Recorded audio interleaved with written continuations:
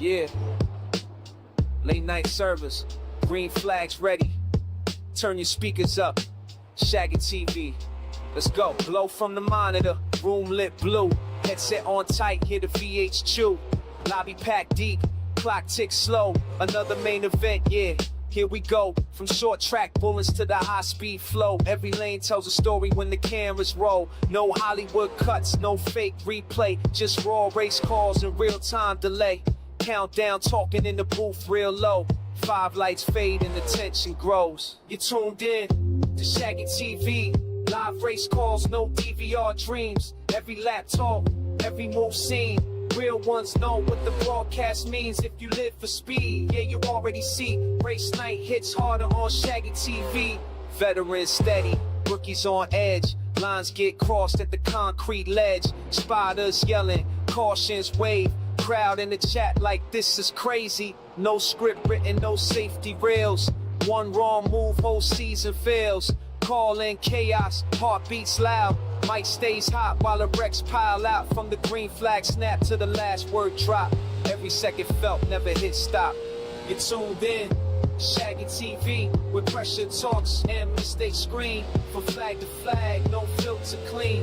Truth in the call, uncut, unseen. If you live for speed, yeah, you already see. Race night hits harder on Shaggy TV. Coffee gone cold, it's a 2 a.m. grind. Championship dreams on the finish line. Mic check pops, crowd holds breath. Last lap dive could mean life or death. Legends born in a split-second frame. Underdogs rise, rewrite their name. When the checker flies, history sealed. You heard it first, yeah, it's all real. No polish here, no pretty disguise. Just rubber, steel, and truth in real time. When the moment hits, the signal's free. World tuned in, it's Shaggy TV. Tuned in, Shaggy TV. Every heartbeat locked to the speed. From photo finishes to full send dreams. This is racing how it's meant to be. If you live for speed, yeah, you already see. Race night hits harder on Shaggy TV. More than a stream, it's a digital block. Built on respect and the sound of the shock. Voices echo through the late night runs. Broadcast legacy, race by race one. Chat lights up when the leaders fall. Every call etched in the virtual walls. Turn it up, the leaders fall. Every call etched in the virtual walls. Turn it up, don't blink now. 1 lap left, whole room tense now. Mouse click still, breath held tight. This ain't a game, it's race night. You tuned in, Shaggy TV. Young cut calls, every surge, every freeze. From the booth to the checker scene. This is racing, raw and mean. If you live for speed, yeah, you already see. Race night hit. Okay, I know I'm up on live on my end. I'm not sure. There we go. Now it's back up live on their YouTube. I have no idea why it's doing that. My apologies. But it should stay on all smooth here, I would think. As I am going to be, I am going to be almost watching the race through that YouTube video now because no idea. It's got to be something on my end. I wanted to blame YouTube, but I want to say this is 3 out of my last 4 that I did where it doesn't cut off of my YouTube or Facebook, but it cuts off the stream that I'm sending to. Very weird. So, like I say, I will try to keep an eye out on this here. I'm gonna try to find a way to hide the chat on their side. Okay, maybe there's no way to do that. It's my apologies. I've been a terrible broadcaster here this first lap, but absolutely caught off guard here. Shame on me. As Greg Boydell was the quickest man on the racetrack. That didn't last long. Scott Tice took that over fairly quickly. GJ Boydell, second time around, doesn't improve. Frank Barbary at the top of the hill, though, with a 15.88 as Scott Tice comes around second time. Doesn't improve. Tim Chapman, second lap. He does not improve either in the 37 machine. Let's see. Joe Canella's just pulling out, but Chris Farmer, he's crossing the line for the final time. Man, I must have these cameras quiet. I'm going to have to play around with some sounds. Those cars are not loud whatsoever. Let's find Big Joe here. See if he's out here barking in the 1K.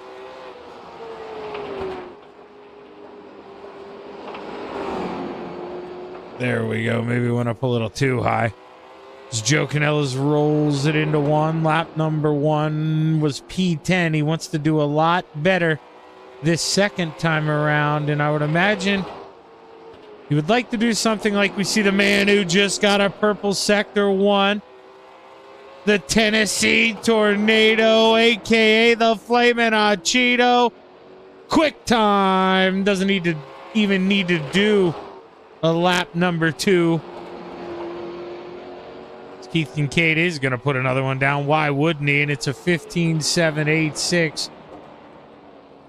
Or excuse me, a 15.89. The other one was his quick time, the 7.86. That will be his pole lap. Not sure why that popped up twice. But either way, it's wrong.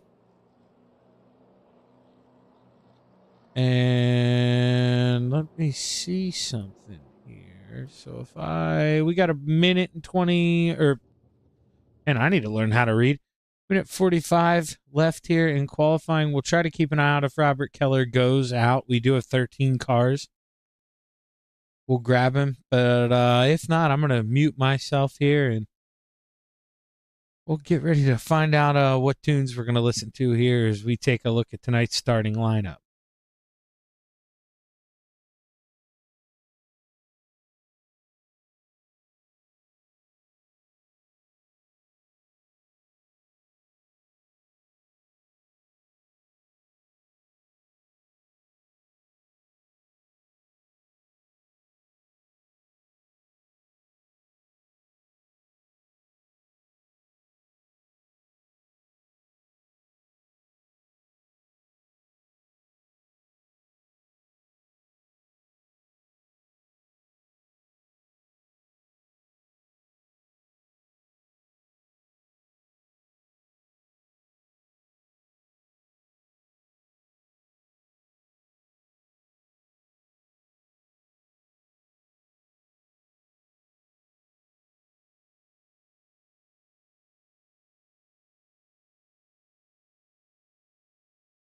Yeah, so I don't know what to tell you here. I mean, you guys should know my Shaggy TV page. I am looking at the YouTube health, and for some reason, I think it's normally a little bit behind, but it is like I'm looking at my thing as I'm talking. Saying 5 seconds left. Obviously, you'll hear it with 5, but there's 30 left when I'm looking on the YouTube thing. So you're about 25 seconds behind. I think that's a little more than normal, and it keeps saying more than one ingestion is using the primary URL. Send one stream. I am not sending more than one stream to this. Trust me, I barely know how to work the one that I have. So if that would close down, just go over, grab it at my page, and like I say, my apologies. Hopefully this thing gets smoothed out a little better here in the future. But let's go ahead. Let's take a look at tonight's starting lineup. I'm gonna, you know what? I wasn't gonna do it, but I will do it. He deserves it. Robert Keller rounding out the field there. Starting lucky number 13 in the 57 machine. Row 6 to the top shelf. The 4 of Drew Craig to the inside. The 1 of Joe Canellas. Row 5 to the outside. The 94 of Gary Offit to the inside. The 72 of Bruce Windsor. Row 4 to the high side. The 54 of Chris Farmer to the inside. The 04 of Greg Parmalee. Row 3 to the high side, the deuce of Todd Holloway to the inside, the 37 of Tim Chapman. And row 2 to the high side, the 014 of G.J. Boydell to the inside, the 24 of Scott Tice. And row 1 for tonight's 100 lap feature, I should say, here at the Langley Speedway in Hampton, Virginia to the outside, the 26 of Frank Barbary. Starting on the pole, the 17 of the Flamin' Hot Cheeto, Keith Kincaid.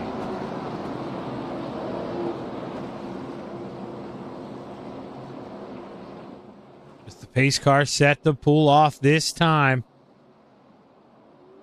Keith drops the hammer. We are underway. It's time to go play here in Virginia.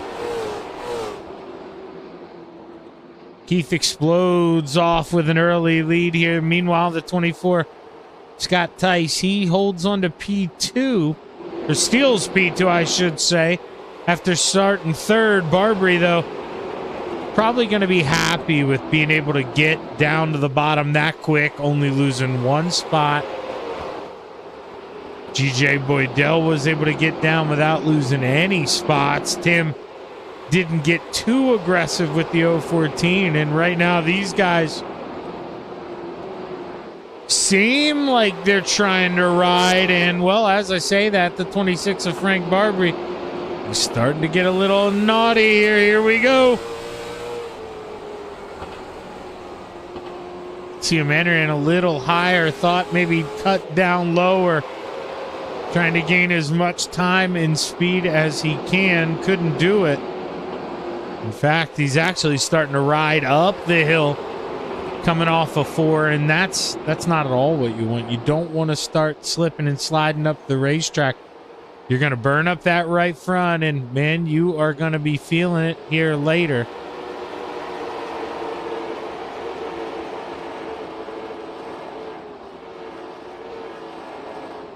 Look around, pretty much all the boys running around here single file, trying to maybe get us a long green flag run. And, well, then as soon as I say that, Barbary finally does slide up the hill enough, and it allows the Iron Man in the 014 G.J. Boydell to get around. And, boy, oh boy, you know, at least when Greg passes you, you got a polar bear holding a Coke smiling at you. You know, it's always going to cheer you up just a little bit. Nobody ever wants to lose a spot.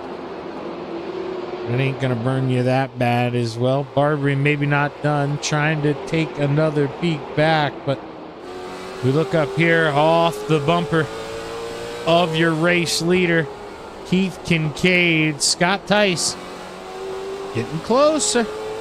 Getting closer. We're only 10 laps in. Still 90 laps left to go. Really, 91. You got to count this one, because we're only on lap 10.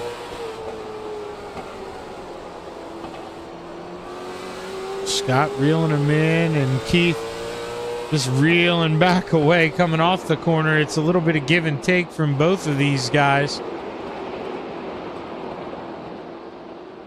Tim fell outside of the top 5. Greg Parmley was able to work around him in the 04 machine. It's one of those things that I know Tim said, you know, he's trying to work on a little bit, not be as aggressive. I try to preach to him the stuff he preached to me as a kid, and at the end of the day, you know, he doesn't like saying the boy's right, but he knows I was, and man, we're seeing it show up. You know, he's finishing a lot more races, starting to maybe find that competitive edge. But we have our first caution flag of the night here. Gary Offit goes down pit road. I believe Drew Craig may have been involved as well. Let's see here. Both guys running near each other, that's for sure. Let's go up here. So Drew, he just clips the apron a little bit. Well, couldn't tell if that, you know. Let's watch it live, because I in slow motion, it's tough for me to tell if it's breaking loose. Let me go above here.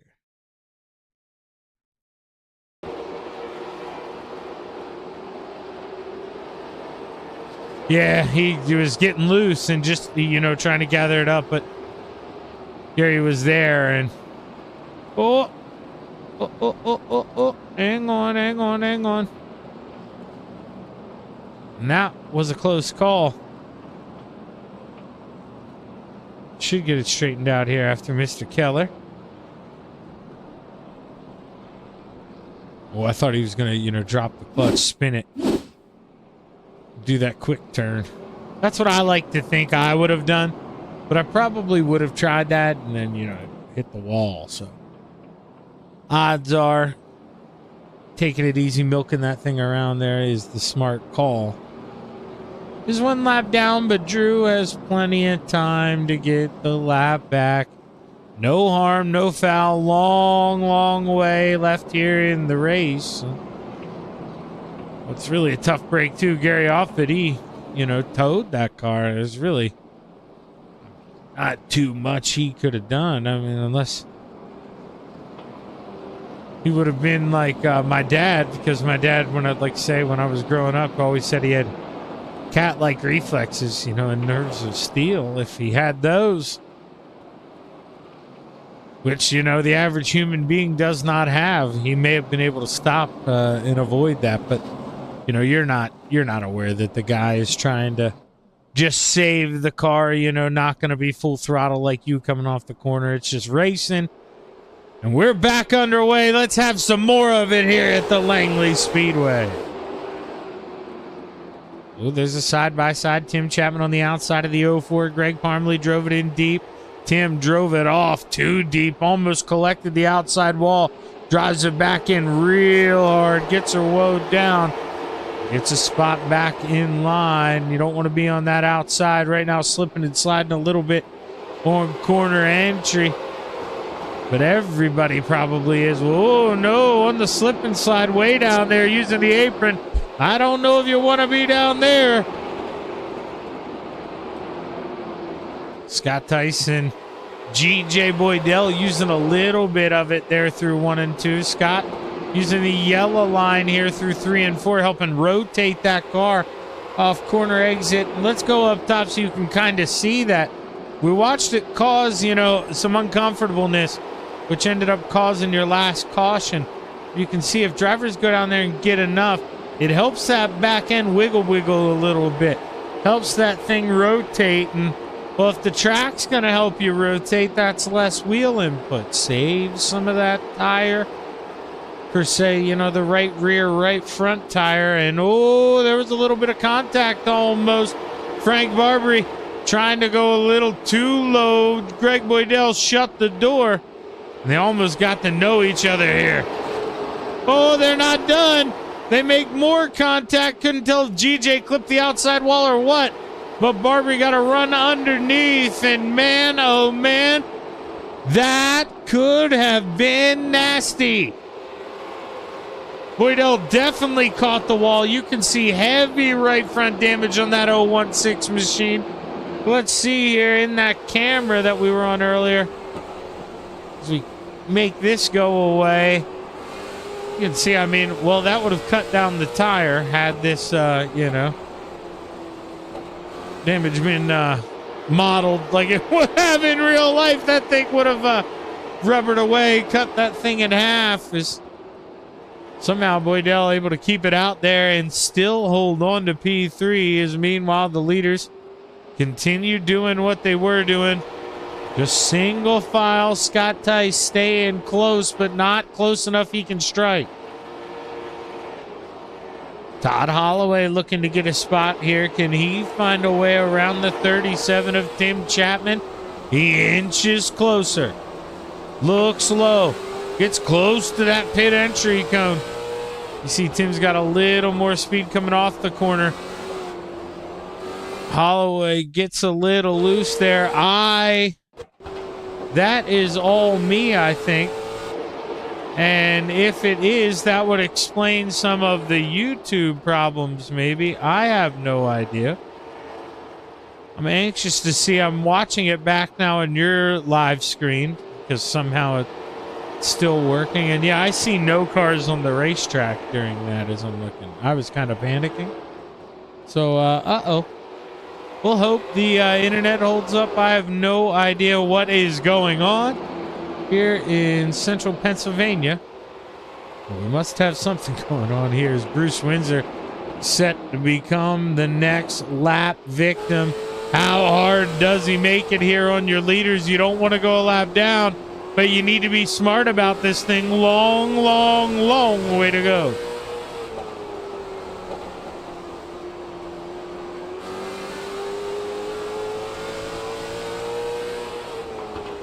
GJ Boydell turned it up a little bit, though, after clipping that outside wall. I don't know if, you know, he found a little bit more speed or what, but he is absolutely searching all over the deck lid now as Scott Tice. As Frank Barbary, he loses a spot to the 04 of Greg Parmley. Greg Parmley on the move. Holloway continues to take peeks on the 37 of Tim Chapman. But that's all he can do right now is take peeks. Tim not giving him enough to get around, not slow enough on corner exit. And, well, that's really where you want to beat that guy. You know, you don't care so much beating him in the corner. In fact, you know, maybe you don't want to because you're going to be beating up your right front tire. You want that corner exit speed. That's what you want to worry about. Right now, Tim's got it.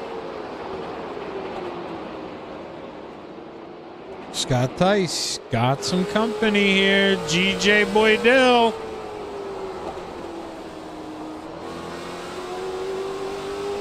Overdrives the center of the corner. You see him get a little bit back, but man, he is not able to get to that throttle as early as he'd want to on that cut down to be able to look for the move. And GJ just sawing on that wheel, ratcheting away.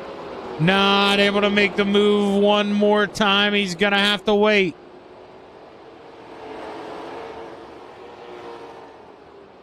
Boydell hanging around in third. The leader's starting to walk away a little bit. Still hasn't been able to get around Windsor until now. Windsor moves high out of the way. The 17 free to go and play here in Virginia.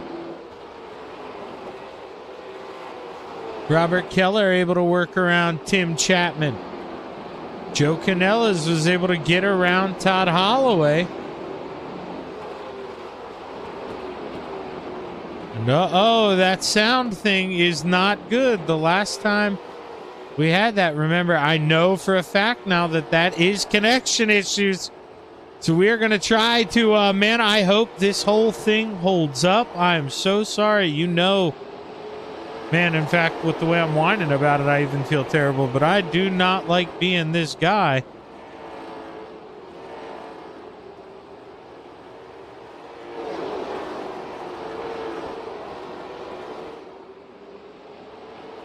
Because meanwhile, during that, Boydell was able to get around Tice, work around Todd Holloway, who has fallen off the pace. Joe Canellas gets around Tim Chapman.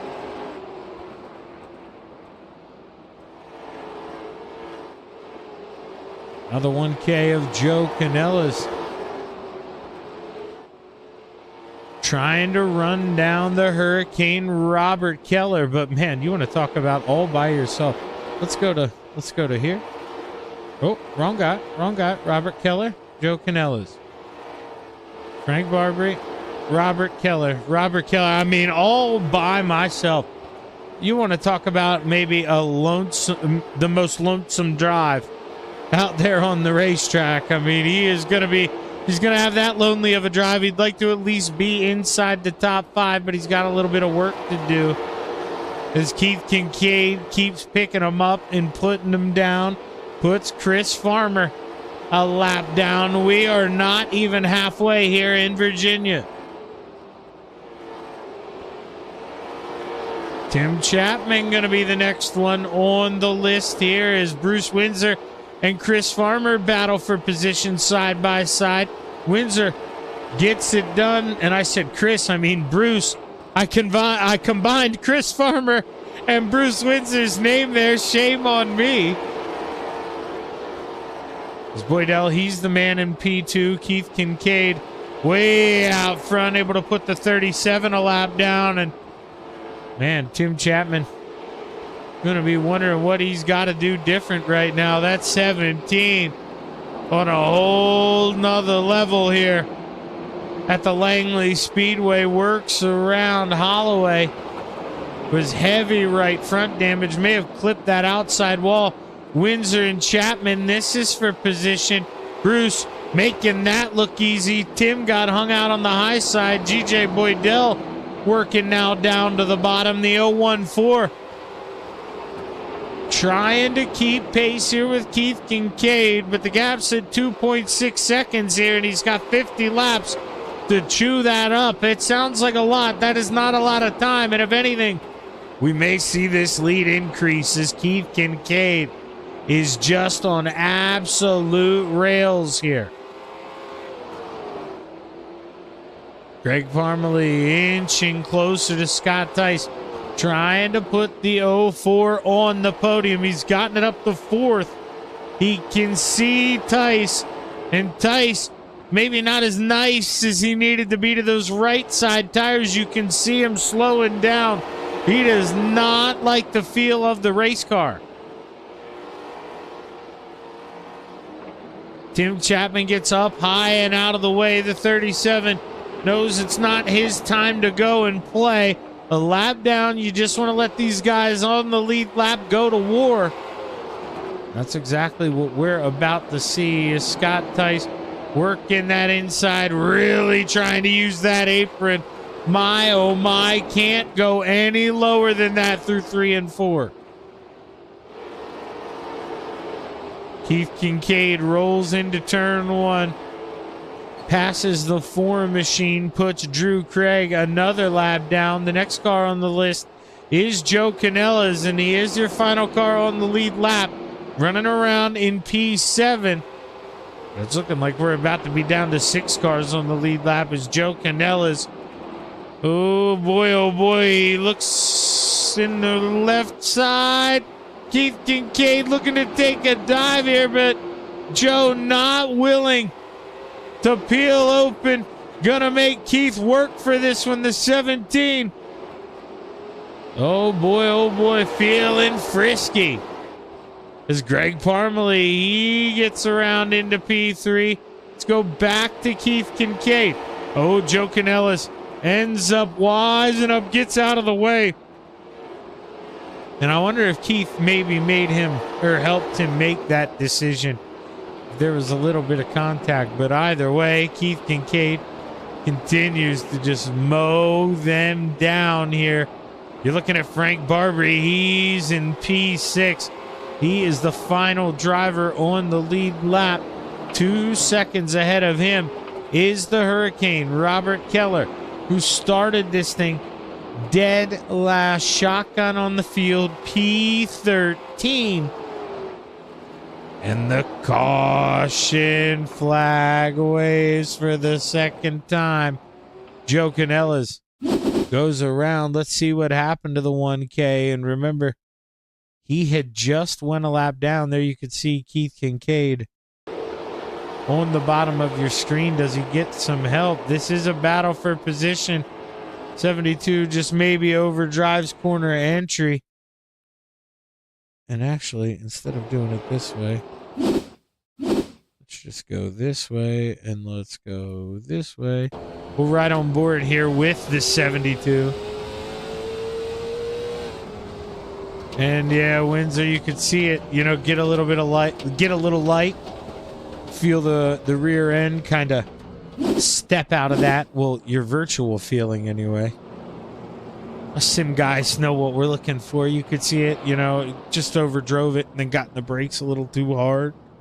And, well, Joe paid the price for it here. And now, man, oh man, my internet seems to be paying the price here. What is going on?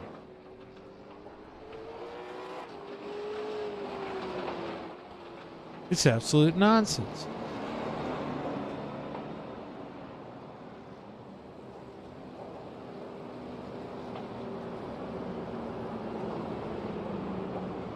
Oh boy, oh boy, oh boy.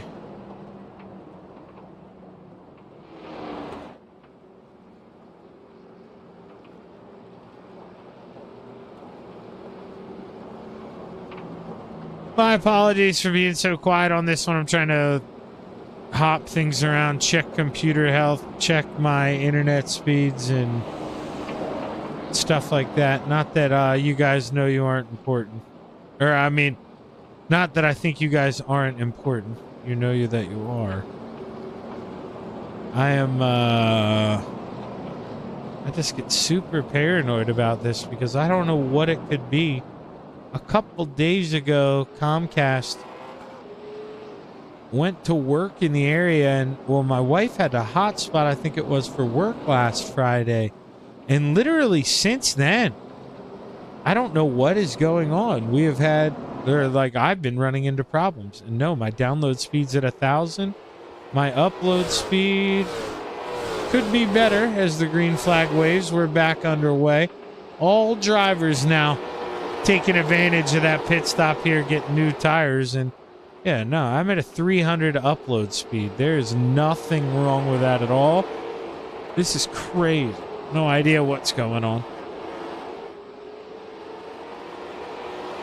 GJ Boydell up into P2. He had to race his way up there, and I'm surprised. I thought he had kind of, drove that thing a little too hard from the start and was going to peel off at the end, but if anything, he was the only other guy, in the same area code as Keith, and he was working his way through lap traffic. Maybe not as quick, but at some point, if you're Greg, you just kind of had to, man, my iRacing. Yeah, I don't know what that is. Shame on me. Shame on this internet Comcast. As boy, oh boy. Man, you guys have never seen a show like this from me. And we're going to hope that the show at least stays. You can see my SDK timing even timed out there, 30 laps to go. So I am definitely suffering some internet issues, that is for sure.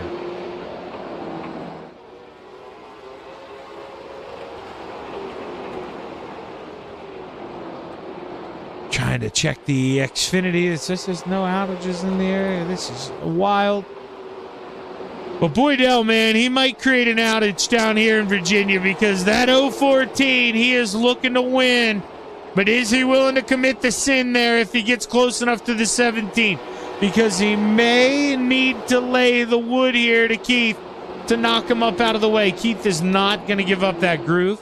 Boydell is going to have to go and take that thing from him, but he is quick. He is hanging out. Stand right around that half a second mark. Meanwhile, Greg Parmalee, he's in that third and final podium spot. He's got Frank Barbary right behind him in the 26 machine.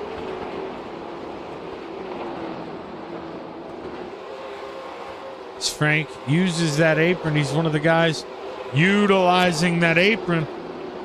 Why wouldn't you?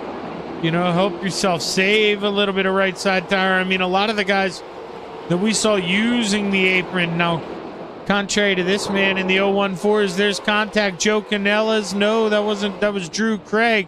He goes around in the 4 machine, and the caution flag waves yet again. Let's see. We could hear the bump. Let's see the bump. Gonna have some help from the 54 of Chris Farmer right there in the left rear, and wasn't a lot, but it was enough. And Tim gets into the back of him. Let's see what we see from the view of the 37 here.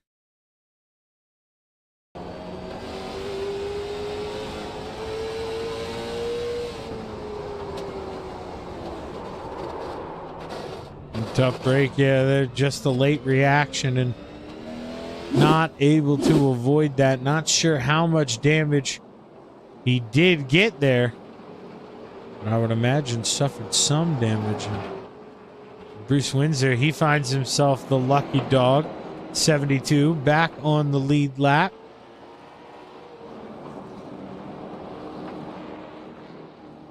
We find Keith Kincaid. Our leader should have 20 laps to go, I think, when we get the green flag.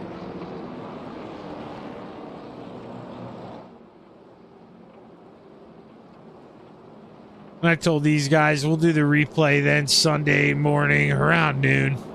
So that's not morning. Sunday around noon. Especially to you. Now, no offense, gentlemen, but you older guys, you know, but I am of the generation where, especially where I do this, you know, I would say 5 nights a week. I mean, I was lucky enough to get the track announcer job at the McGrew Motoplex as well.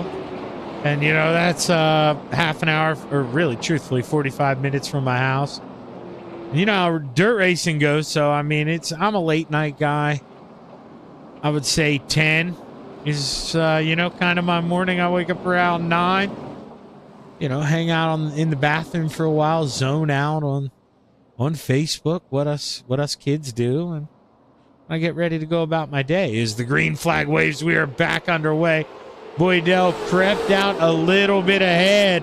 That way he could see the 17 drop the hammer, and he's able to fall in line. Frank Barbary wedged to the outside. He couldn't fall down. Scott Tice not playing nice here in the 24. You can't.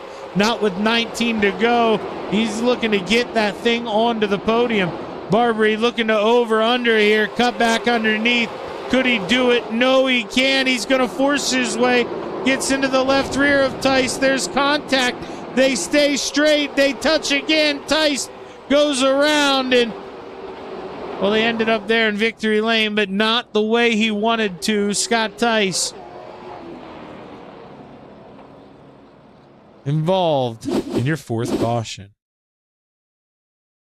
Now, we saw that play out for a while, so it started there.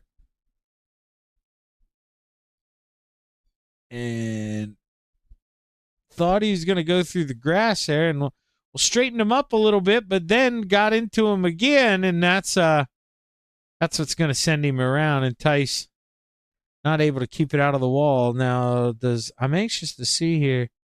Okay, he didn't. I thought, well, there is heavy damage at 37. But if Tim would have clipped that car, he's scheduled to be the lucky dog, I believe, here. That's why I clicked. But if he would have clipped that car, you're not eligible for the lucky dog. You can't get incident points. Be the lucky dog. That's the way it works. So Keith Kincaid continues to stay out front. There is the 37 coming around on the outside. Not going to have time to fix any of that damage here. Is obviously not a big racetrack, so don't have time to loop back down pit road without going or losing your lap once again. See, maybe dives down in there real quick right now. Maybe have time to use a quick repair and get right sides only. Not choosing to.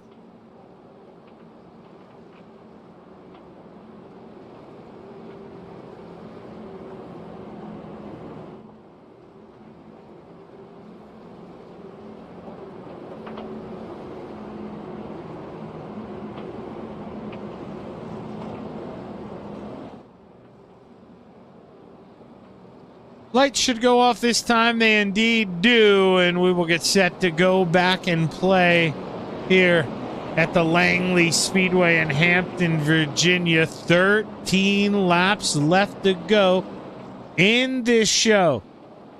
I don't know if we're done. Seeing the yellow handkerchiefs fly, so let's wait and see here as we take a look up to that beautiful Virginia sky. The green flag is high. Let's watch the rubber fly. 13 laps left to play. We are back underway. Almost some contact there for P2. Not once but twice. Greg Parmalee couldn't get there. Almost got there, though. The 04 looking around, trying to go hunting here. Wants a little more than P3. Is the war going on behind him? That's Farmer. And Keller, Robert Keller, the Hurricane, Mr. Miami, up into P4. We've seen him win features here before. We know he's a tire whisperer. Does he have enough? Can he use it to go up here and get these guys to flirt with the podium? 10 laps left here. Keith Kincaid rolling down the backstretch into 3. Double digits on the clock. 9 laps left to play here in Virginia. He is not feeling any threats from behind.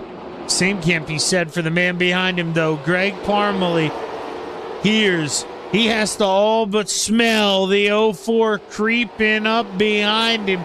Greg Parmalee trying to make the 014 sweat here, but the Iron Man not willing to give in. Robert Keller holding on to P4. It's Bruce Windsor rounding out your top 5 to Scott Tyson 6th. And Frank Barbary there in P7. Chris Farmer in 8th. And Tim Chapman behind him. That is a battle for position. Tim able to get that done. Farmer struggling out there. He hasn't pit since lap 63. Maybe the old tires doing him in. And speaking of tires, Rob Keller, he came back in lap 77. I didn't even realize that. Snuck in, has fresher right sides than everyone else. Can he use them here with 5 to go? I don't think so, because these two way too far out in front. And if anything, Scott Tice on the move. He takes a peek underneath the Hurricane. Robert Keller not making him work too hard here. Joe Canellas comes off pit road, and boy, oh boy, he timed that perfectly. If he comes off any earlier, a lot of guys are using the apron to kind of rotate that car. Could have been bad. Keith Kincaid all alone, 2.2 seconds up the road. Nothing anybody can do to catch that man except cause a caution flag here with 2 laps left to go. Boydell maybe starting to feel the tire wear a little bit, sliding up in the center of the corner, but he's only got to protect for 1 more lap around this place as the white flag waves.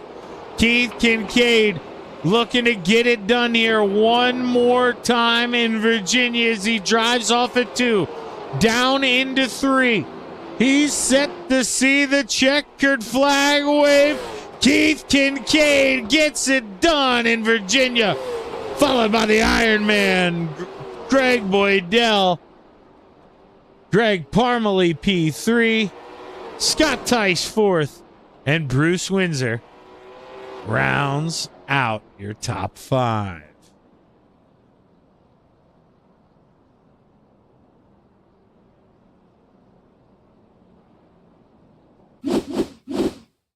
We'll let these guys take a minute or two here to catch their breath, and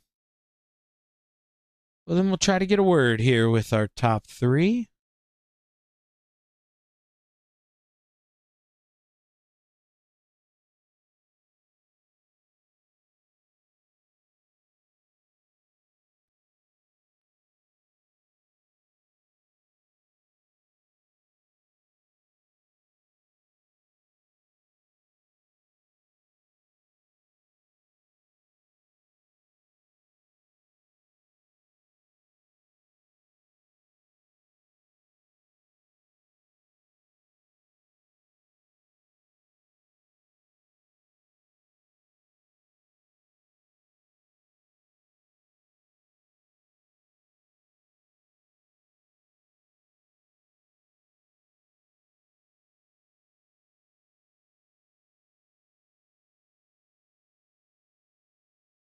Alrighty, I see some of them hanging out in there. They didn't come up to the waiting room yet, so I don't want to,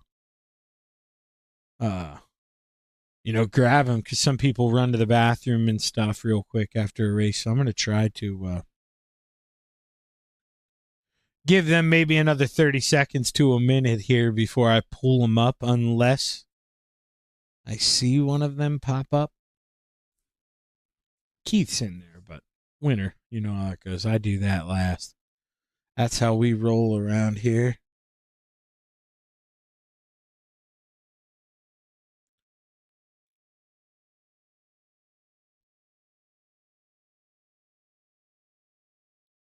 And I actually just saw Keith probably go do some work there. Went down there and told him, hey, he's waiting for us to come up here. And now the only one I am waiting on is the man in P3. And he may have, like I say, had to run to the bathroom. And now he's up here. Let's go ahead. Let's pull him up. Driver of the 04, Greg Parmalee. Greg, Shaggy in the booth, man. You got a copy? Yeah, buddy. How's it going? Well, not as good as it was for you, man. It seemed like there, towards the end of the race, you kind of had it figured out. It was to where you were maybe a little quicker than Greg, you're both named Greg. We'll call him GJ there. GJ, yeah, there you go. A little quicker than GJ, but it would have been to the point where, maybe you had to move him. But talk to us about the later half of the race.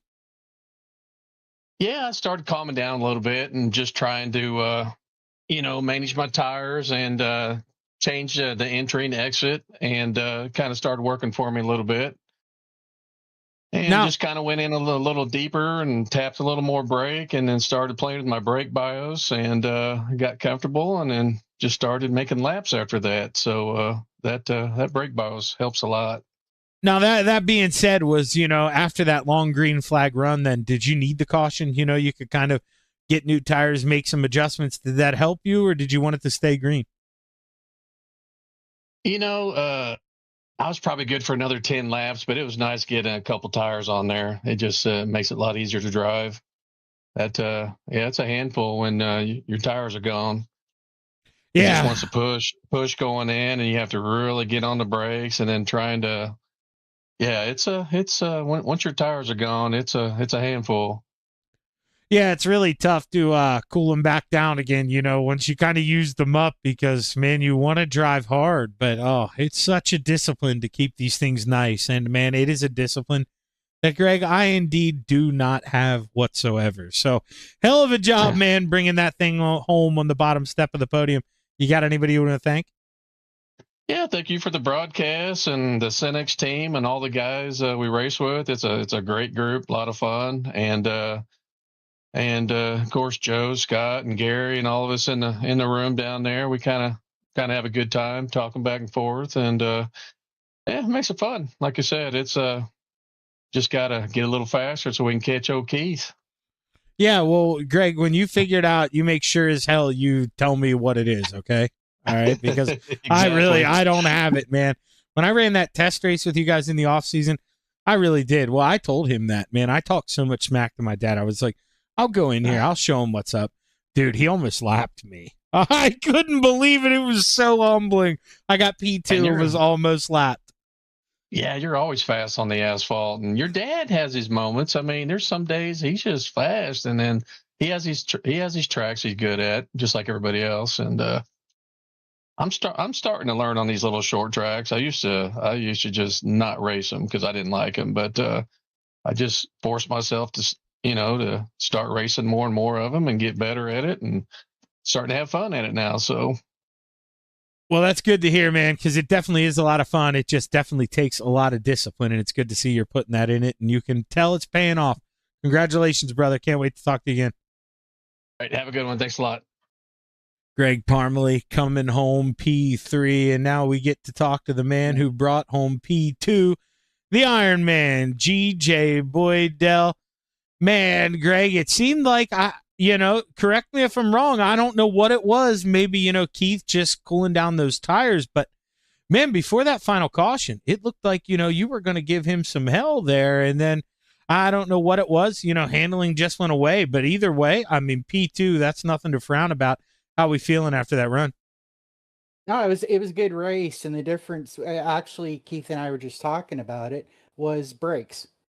I had put a lot more forward brake into the car than other people.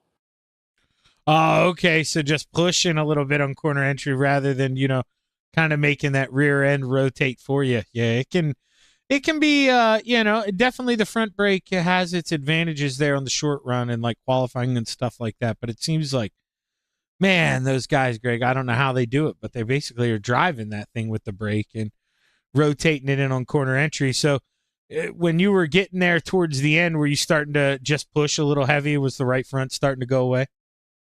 Yeah, that's exactly what happened. It was even with newer tires, it was still starting to push, and it seemed like the brake setting I had was good for 25, 30 laps, but I thought we were going to have a lot more cautions, but we didn't, so I kind of suffered there. Well, I'll tell you what, Greg, that's why I love you, man. And it, like, you're kind of, I like to say I'm like that in a way where, when you go back and watch this thing, dude, if you were not happy with your car on the first run, I sure as hell could not tell, man. I mean, you were almost pacing with Keith. Now, obviously, it's all how you get lap traffic, how nice they are to you and whatnot. But, man, I would have thought, honestly, you wanted that first run to stay green. But are you telling me, you were happy coming in and getting some tires there? I was after about lap 30 to 35. I was like, okay, we can have a caution now. And I'd love some new tires, but yeah, it didn't. And we just kept on trucking it. But yeah, I just backed up corner entry and everybody else was pushing too, it looked like. Yeah, and man, like I say, and when you go back and watch this, Greg, you're not gonna maybe not believe me by the way you're talking about it, but and they were pushing a whole lot worse than you. That car still looked pretty quick, and man, you got a lot of speed yet to find there. If you're talking about the car like that, and by the end of a year or two, I expect you to be right up there with Keith because you figured something out that I didn't. If you're able to drive that quick, man, with front brake in it, once you start messing around with that, oh boy, you're going to be lightning, Greg, and I look forward to watching it. Congratulations on the P2. You got anybody you want to thank? Yeah, we want to thank you for doing the broadcast for us and putting them up, and MRL and Senex. They're a fantastic group to race with. Their numbers are increasing every week almost. So yeah, fun group and good times. Yeah, man, in a good group tonight. I mean, very few cautions. You guys had good long run and good hard racing. Congrats on the P2, Greg. Hopefully I'm talking to you again soon. Yep, thanks. Appreciate it, Zach. Have a good one. The Iron Man, Greg Boydell, coming home P2, and now we get to talk to the belle of the ball here, Keith Kincaid. Keith, boy, oh boy, well, I mean, he kind of, let us into his world there, said he was heavy on the front brake, so obviously right front started to go away. But, man, before that final caution flag flew, were you sweating at all? Because, I mean, Greg was there. He had me believed, he was a contender there for a little bit. What were your thoughts? I was saving tires. Okay. I Okay. was, I was keeping a check on them. I was watching the relatives and checking them in the rearview mirror and just saving tires there at the end, because I figured we'd probably end up with another caution or two on this track, and I didn't want to use them up, and I wanted to still have them there at the end when they were needed. Now, I can't remember what track that was. I want to say it was like 6 weeks ago. We had that break, so my memory gets thrown off a little bit, where we had that long green flag run to the finish. And at any point, was that kind of were you having flashbacks of that in the early stages? Because I didn't expect this thing, and I don't think you did either, to go that long green flag. And, well, it looked like you were prepared for it this time. Yeah, I didn't push hard at all at the front. Made sure that I didn't slide the tires any. Tried to keep them cool and keep them under the car. So I think I was prepared if we would have went long. Well, hey, that's a hell of a job, Keith. Congratulations on the big win, man. Extending that points lead here with not a whole lot of the season left. As we push deep into the second half, looking good for you here, man. At least on the asphalt side. When, I should say, everywhere now. It was looking better on the dirt side, but, man, a lot better over here now. Congratulations on the big win, man. You got anybody you want to thank?